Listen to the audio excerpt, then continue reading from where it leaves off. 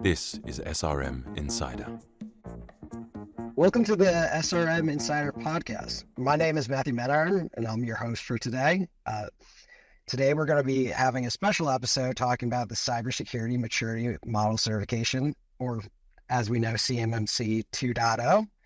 With me today is my guest, Juliana Neelbauer, who is a partner at Fox Rothschild in the AI group, data protection and privacy practice, cybersecurity, corporate M&A, and intellectual property practice groups.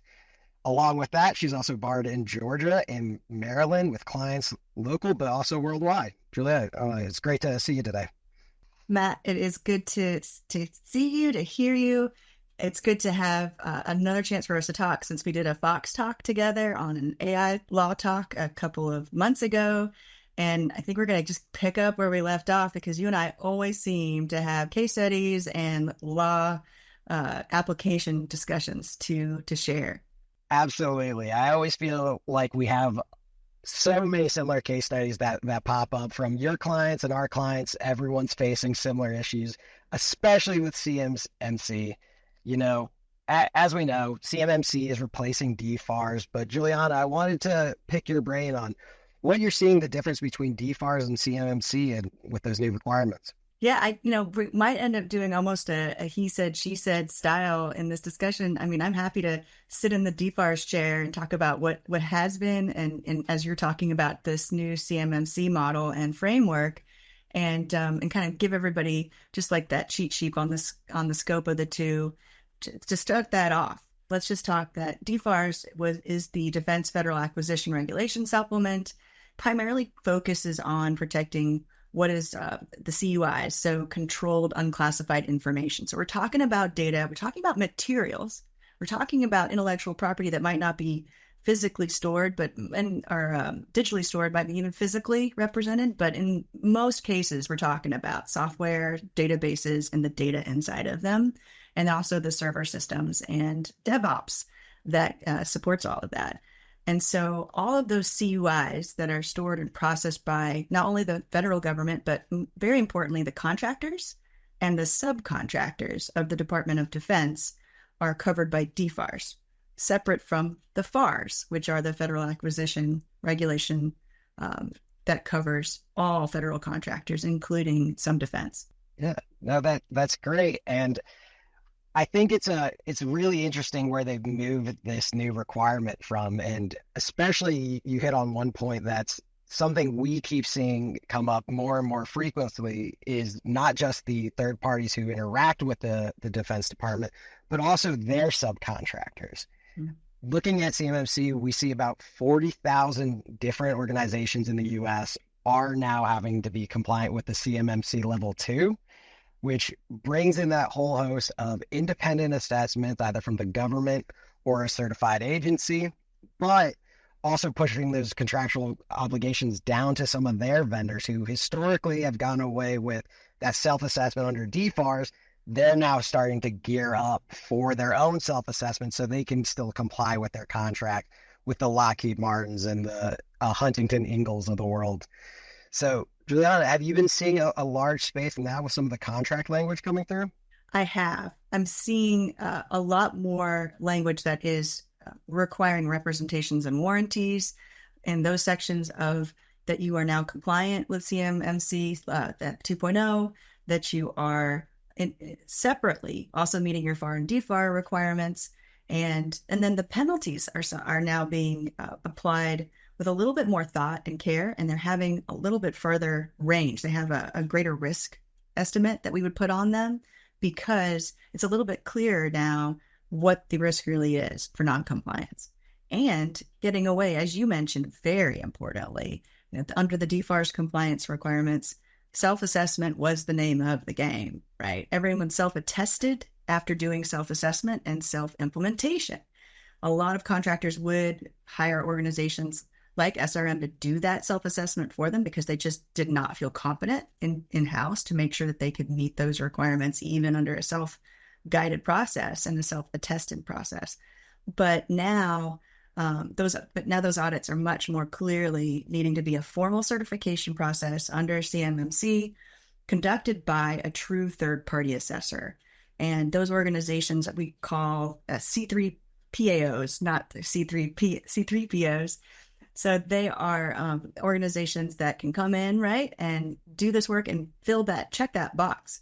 If you are continuing on with your regime of self-assessment and self-attestation under the new CMMC, you might be immediately in breach of your subcontracting agreement with the prime or with the master services agreement with the federal government at this point. So if you're in the defense space or supporting others in the defense space, even if it's not your primary business line, this matters for you for being out, making sure that you're not in material breach with your contracts. And oh, by the way, how does this come up in my practice? We had one prime try to leverage the opportunity to show that there was a breach because of continuation of self-attestation being done by the subcontractor and no ability to provide a third-party assessment to say, hey, you're in material breach and we're going to early terminate. And it was really just because they wanted to go get advantageous pricing from another subcontractor, right? But they were able to leverage this change in order to effectively, use the terms of the contract to game them. So that's what we're seeing. Yeah, that's a really interesting case study because I've also been seeing it on the other end of the spectrum, right?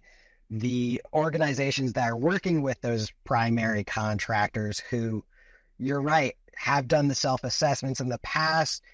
They felt comfortable at that moment, but once they started looking at the true scope of, CMMC 2.0 with based off the NIST 171, they started realizing that, hey, maybe our environment wasn't as secure as we thought, or it's in a unique position that we rely on, subcontractors to help move freight for our organization who are now also touching that information. So it gets really difficult for some of these smaller organizations to understand what is actually in scope for that contract and how they've been in compliance or non-compliance, and especially around the data governance. We see a lot of organizations have a challenge understanding what data is considered, CUI data. How are we supposed to store it and protect it to make sure that it's also not prevalent throughout all of our environments?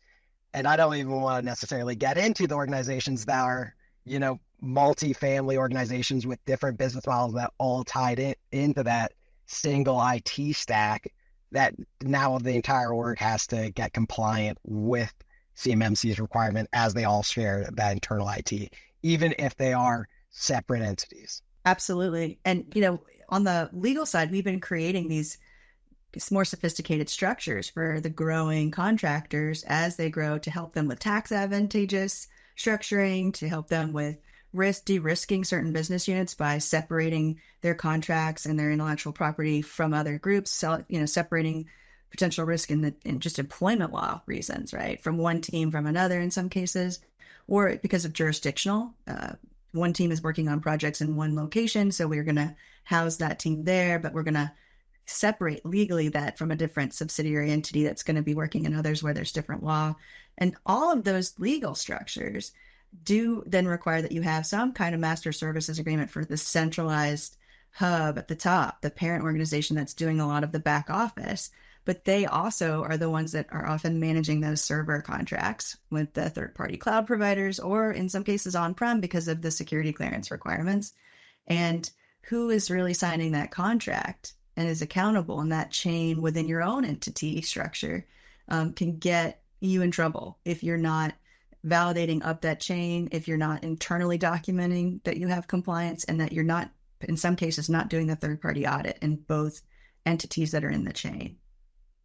Yeah, absolutely. And I think that, shared data source, either from the cloud or on-prem servers, is really where it gets tricky. If you are running a centralized IT stack for a variety of companies, even if they are legally separated, you're still going to have to get everyone compliant, because as long as there's connectivity in, right, and they're able to access that information or be adjacent to that information, all of a sudden that's a new threat vector for another malicious actor to take advantage of to get into those systems. I mean, how many times do we see, hackers or nation states utilize those smaller subsidiaries or those weaker third parties, or I should say less mature third parties, to actually gain access into the crown jewels, so to speak, the valuable systems sitting in that, centralized, protected IT stack. 100%. And, once you get to size, you often are quite savvy and familiar about this. You've structured and nested your organizational structure to reflect, a limit of how many different entities are going to be in that chain of custody of the data for the contracting purposes. Because you're right, it gets just tracking that across all of your different contracts is difficult. I mean, one thing we haven't really talked about is this law change for CMMC compliance, went down in 2020, but it's a rolling application of these different contract vehicles. And so even though your organization is doing a very specific, let's say you're a subcontractor, right? And you provide a very specialized, specific service, and you're doing it on multiple contracts, often even for the same agency or regulatory department, because that's where you've got reputation and past performance. Your teaming comes, from those relationships with primes and that serve that regulatory body. Even still, because you're under different contract vehicles, each of those might have a different period at which you now have to have compliance for the operation under CMMC. So a lot of the clients are just trying to get to that high water mark across the board. Of course, whichever contract is the first one that needs to have compliance, they've gone ahead and taken those steps. And I think organizations like yours can come in and help map that out, that risk for that rollout, and also just say, hey, part of what you're doing, your operation might not be able to be in compliance today, or we could get you there, but the methodology that you're using, you can't maintain. But it's okay because it's a part of your infrastructure that's serving a specific contract vehicle that does not yet have to comply, especially if it was a year ago, right? And so there's time, and we can segment which part of your systems are compliant or not, and help you be very strategic about that. That makes the lawyers like me super happy. And hopefully we don't have to be too much the bad guy in those meetings saying, this compliance is insufficient. But Yeah.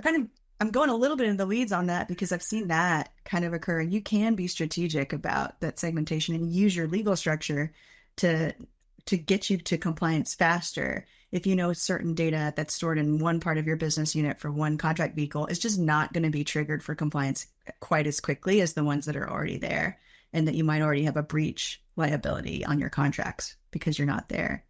Yeah, absolutely. And I think with that rolling, enrollment period, we're currently in the assessment stage where we're seeing everyone have to go run to get either one of those certified assessors or the government agencies themselves be booked.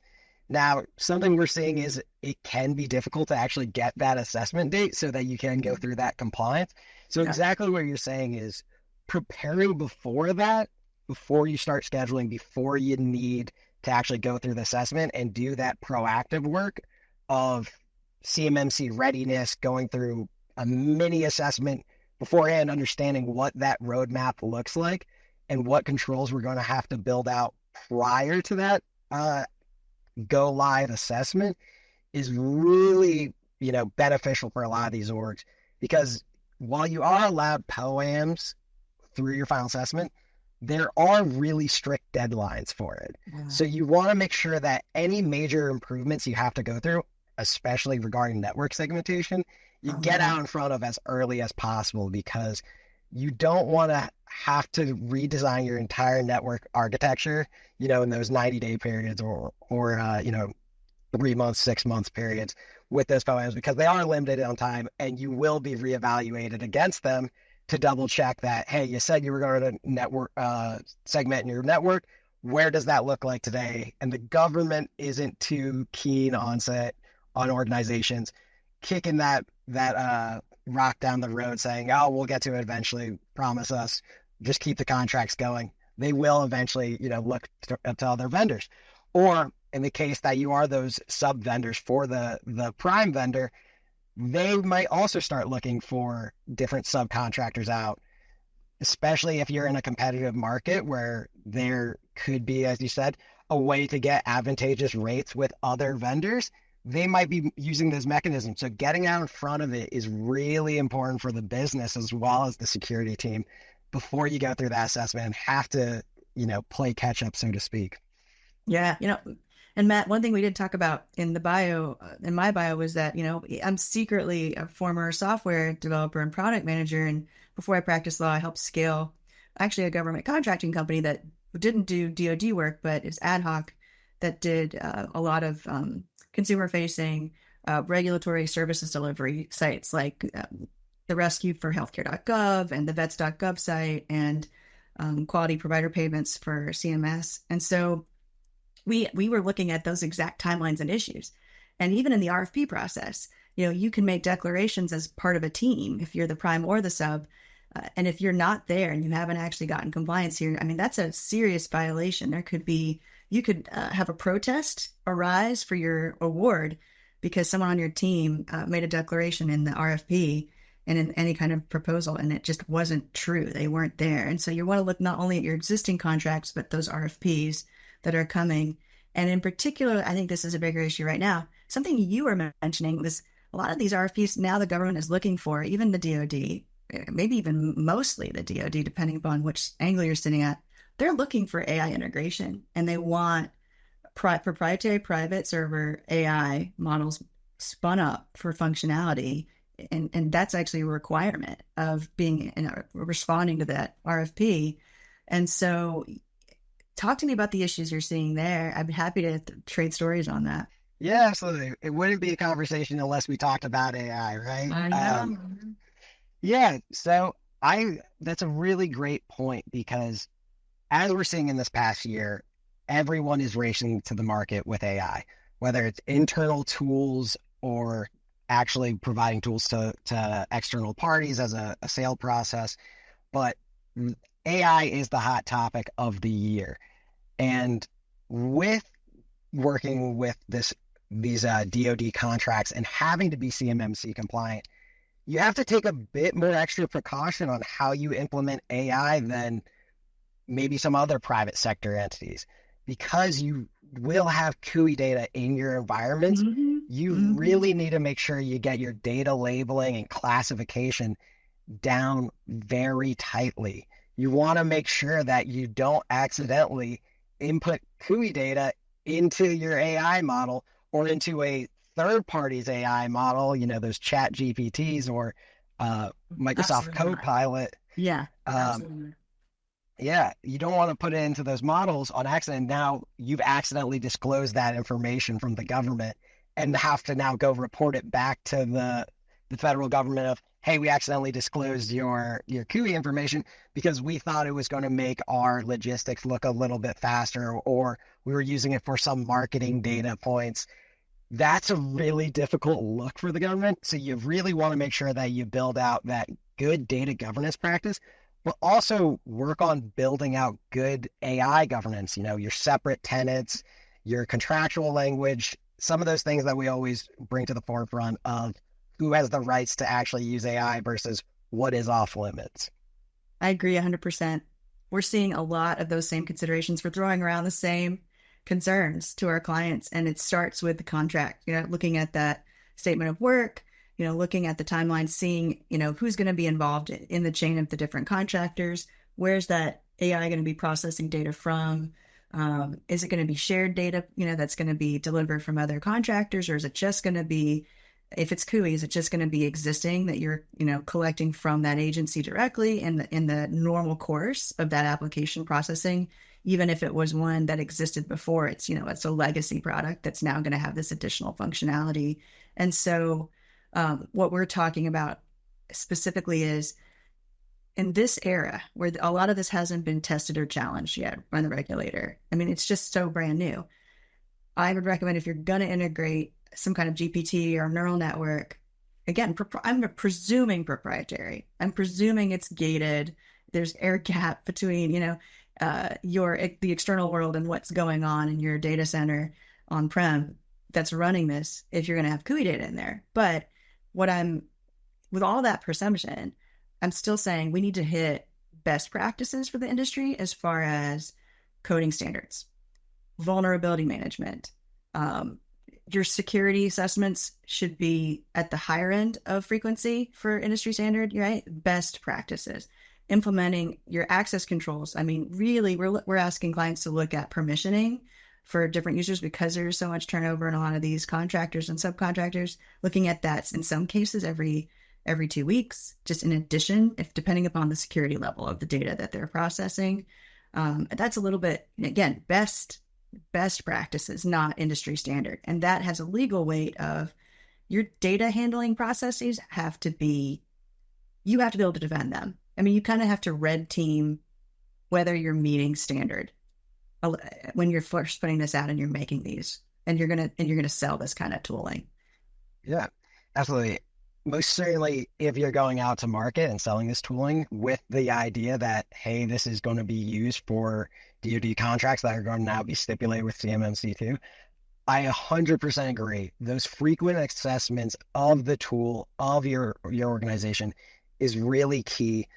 Also, yeah, some red teaming exercises to understand, does this make our data in a more vulnerable position because it's not locked away behind some of our more stringent controls, because that need to access the data quickly to make the AI function more efficiently.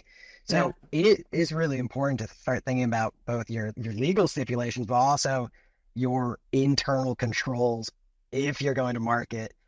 Obviously, we love proprietary systems, making sure if you do decide to go with a third party, you have very, very strict requirements, and you contact your great legal partners to actually implement them with the vendor so that you don't accidentally see a Samsung issue of accidentally disclosing proprietary information to Microsoft or any of these other large players. You definitely don't want to do that with DoD information, because it will not be looked favorably and can really hurt your reputation. And if you are a business that thrives on those DoD contracts and is a large source of your revenue, it can be really detrimental. And you really want to think about the business application and weigh those risks well before you start implementing ChatGPT across the organization, because it's the hot topic of the day. Trust but verify is the oxygen of my DoD contractor clients already. That is just, the standing state of how they overlay over all of their business operations and execution. But I think that oxygen also needs to be breathed when we're thinking about those third-party assessors. Because, interestingly, I've reviewed, just in contract negotiation, one of those assessors' contracts for providing this service. And of course, they're going to have access to a CUI. And their contract did not actually meet the requirements for CMMC version 2. So here we are, and for better or worse, they're helping to advise and determine that you're meeting that standard, but their contract actually could potentially created risk in the chain of custody of that data. So just trust but verify. Absolutely. Always be cautious. Always get, your legal team to view the risks of that contract, especially with the advent of CMMC. Make sure that you're following good due diligence on your vendors, and that we do have a risk management process for vendor management. We have to assume that anyone interacting in our environment is potentially, a vulnerability that could be exploited to get the threat actors into our environment and potentially impact that community data. So you want to make sure that you trust your vendors, but you also verify that they are doing the good security controls in place, that they aren't outsourcing information to a sub-processor, that they're not going to take your CUI data and implement it into their own AI or large language learning models. You want to make sure that it's great to trust them, but you also want to verify their processes and make sure you have the legal protection as well within those contracts. You're speaking my language, Matt. I love it. Absolutely. Before we sign off here, Juliana, is there anything else you'd like to cover real quick before we end this show? I think that the big takeaways for me are that you can't, even though a lot of the requirements are the same. I mean, the heavy lift here and the protections and the infrastructure that you already had to invest in, you're very likely either at compliance or approaching it, right? And so I think the big message is getting that third-party assessment, it shouldn't be a big gotcha surprise. You shouldn't have a huge way to go and suddenly realize you're wildly out of compliance with this new regime and framework. But unfortunately, it's a zero-sum game. You've either followed the requirement to get that third-party assessment or you haven't. You've either made sure that all your contracts support your compliance, or because even one of them doesn't, or has terminology that makes it appear that you're not following those standards. Even if you are, you have a non-compliance moment just from that trigger in that contract, and then you have this contract risk that can flow just on the business side for breach of a contract up the chain that then allows you to be kicked out when that modification period comes and they're renegotiating with the subs. So those are my big takeaways on this. Absolutely. Everyone should be up to this compliance standard. It's been documented for quite a while, so everyone should be getting up to the organizational standards. If you haven't yet, or you do need that extra set of hands, that is something where, you engage your legal teams, you engage your cybersecurity advisors and consultants to help make sure that while we should have been ahead of the pace, can catch up and be compliant before our assessment and before our due date, before there's any material impact on the organization or our contractual obligations. It's most certainly something that's worth the build in and getting ahead of it rather than trying to be retroactive and build out that plan after your assessment and have everything shoved into a few POAMs. So, yeah. And Matt, it's like, if I could say one last thing, I know I was supposed to already be done, but I just want to give some kudos to you and your team. And, one of the distinguishing factors, I think, about SRM from other cybersecurity and compliance teams that we get to bring in with our clients is that your business is rooted in business intelligence, right? Your business has such a depth of a business intelligence perspective from that being such a core part of what you had done and your company has done over time, that rather than just, having checklists, there's an inherent opportunity for an organization like yours to advise and say, we know what best practice is. This is our bread and butter, is to do the business intelligence, to know for every industry vertical what the best practices are, what the industry standard, midline practices are, what are the minimums, and where is that trend line going? Not only because you have clients that you can pull from, but you proactively go out day to day with your business intelligence teams to track that kind of information. And so that's just a more unique combination of skills that your team can bring to the table. Absolutely. And we appreciate the shout out.